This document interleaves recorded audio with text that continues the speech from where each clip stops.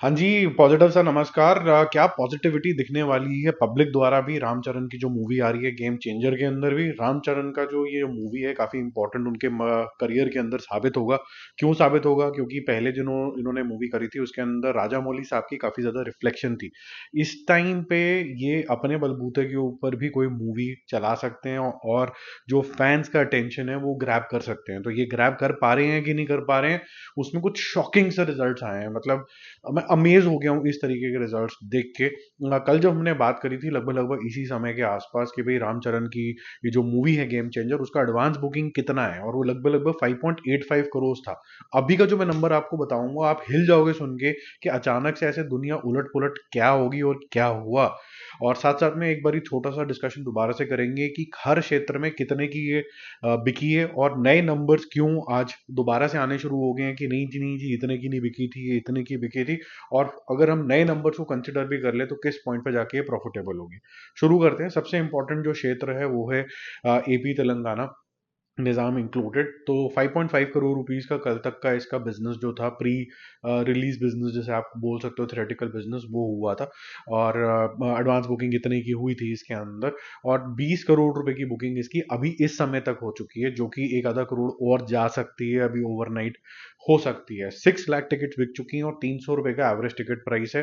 वो इसीलिए है क्योंकि इसके अंदर एक जगह के ऊपर आपके पास तेलंगाना के अंदर परमिशन नहीं आई है हाई प्राइस चार्ज करने के लिए, एपी के अंदर आ चुकी है, तो वहां पर प्राइसेस थोड़े ज़्यादा हैं। लेकिन एवरेज अगर आउट करोगे तो 300 का एवरेज टिकट प्राइस आ रहा है।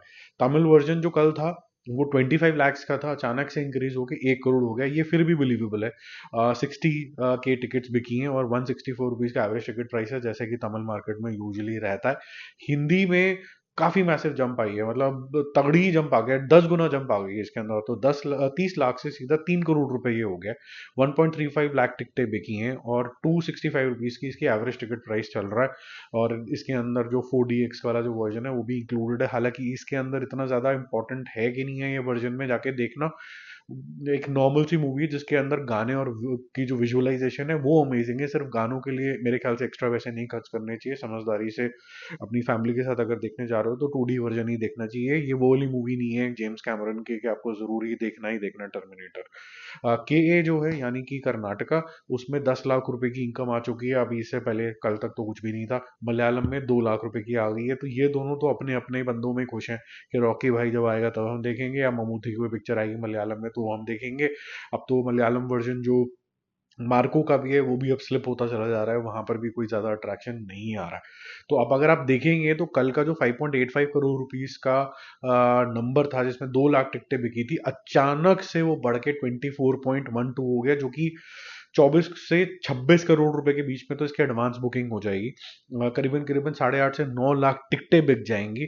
और 250 रुपए के एवरेज प्राइस पे 17,000 शोज पैन इंडिया लगेंगे। तो ये अचानक से इतनी रिलीज तो थी, ये मैसिव रिलीज हो गई है। अगर आप बोलेंगे कि भाई 24 करोड़ रुपीज से 26 करोड़ रुपए, 25 एवरेज ले लेते हैं, 25 के हिसाब से अगर आपकी ये इंडिया इंडिया की कलेक्शन है तो आप समझ लीजिए कि ये कल ओपन ही जो होगी वो 60 करोड़ प्लस में ओपन होने की पूरी संभावना है इसकी। जो इसकी ब्लॉक्ड सीट का तामझाम है वो करीबन 40 करोड़ रुपए का है।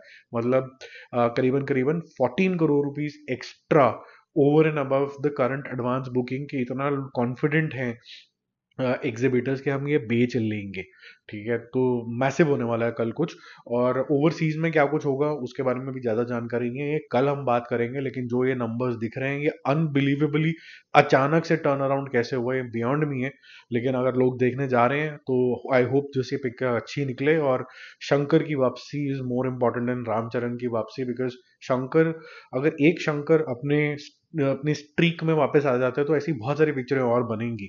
रामचरण के पास तो because is a well known artist तो कहीं ना कहीं उनको मिल ही जाएगा और कहीं काम पे। शंकर अगर रिटर्न ऑफ हो गए तो शायद अच्छी पिक्चरें मिलना भी थोड़ा सा डिफिकल्ट हो जाएगा, क्योंकि विजनरी तो वो है। ये पर्सनल मेरा मानना है। जो रामचरण के फैंस हैं वो यही चाहेंगे कि रामचरण की पिक्चर चल जाए, which is rightfully so.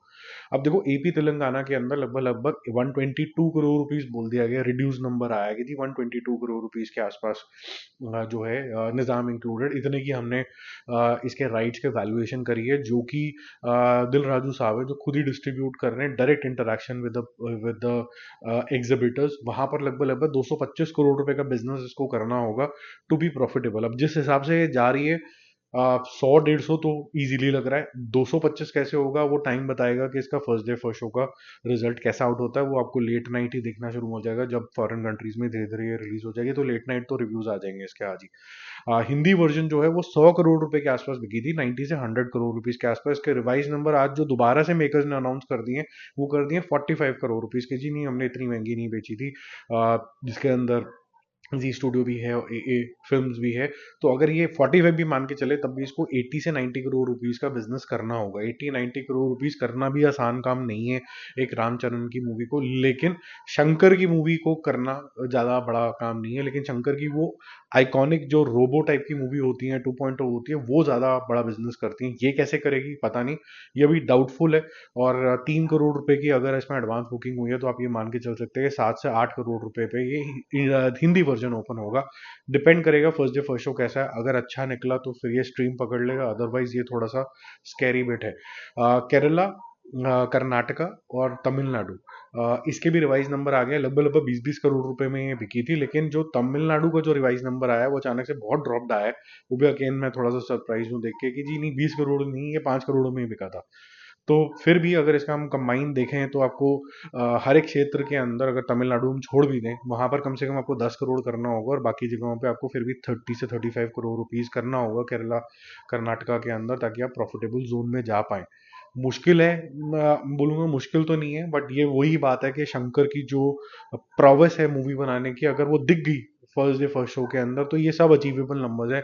Otherwise ये थोड़ा सा आज के टाइम के हिसाब से थोड़ा सा महंगा कार्यक्रम हो सकता है। ठीक है, अच्छी चीज ये होगी गेम चेंजर के लिए कि 11th को जो रीलोडेड वर्जन आना था पुष्पा का वो आया नहीं रहा है, वो 17th को आएगा। तो पूरा एक हफ्ता है इसके पास आराम से अपना बिजनेस करने के लिए। इसके साथ जो हिंदी वर्जन का सबसे बड़ा जो फाइटिंग होगा वो होगा फतेह के साथ। अब फतेह का जो इमोशनल बैकग्राउंड है लोगों का सोनू सूद के साथ, जो सेंट्रल पार्ट ऑफ जो इंडिया है वो काफी स्ट्रांग है।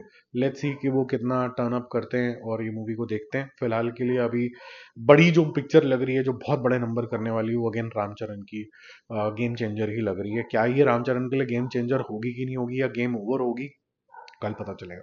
Bye bye.